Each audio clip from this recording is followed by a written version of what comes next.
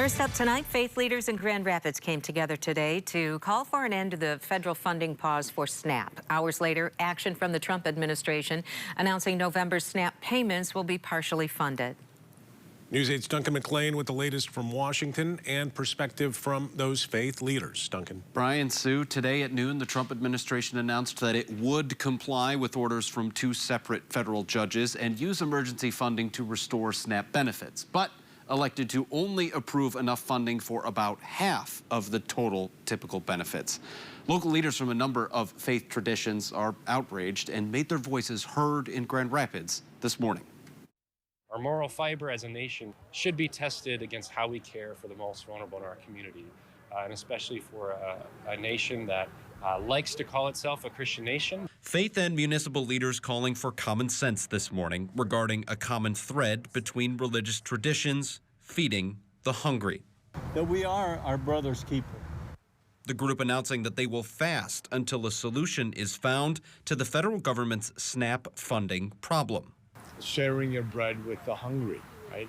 That's the purpose of this fast, is to remind us that that's our responsibility. Hours after the event at Calder Plaza Monday morning, a partial resolution. The Trump administration says it will heed the orders of two federal judges and use $4.65 billion in emergency funding to get some SNAP money to its recipients. But it's only enough to fund about half of the typical benefits for just 1 month. You know, food is a human right, and people have a right to food, not just to food, but to food security, because food security is part of dignity. The concession from the administration comes as the federal shutdown wears on, and less than 24 hours before polls open for local elections all over the country.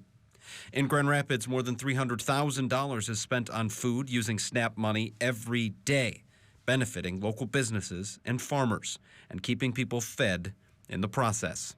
Something these faith leaders all agree, across multiple creeds, is a good thing. It was heartwarming to see all these people here from different traditions, all here because it is unacceptable to let people go hungry.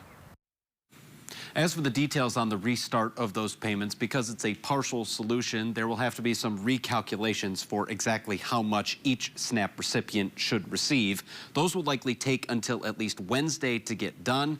Then money will flow. The Michigan Department of Health and Human Services says it will be another 3 days once the money is officially approved before it actually shows up on people's SNAP cards.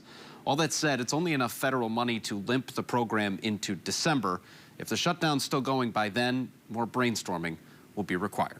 Sue? Duncan, thank you.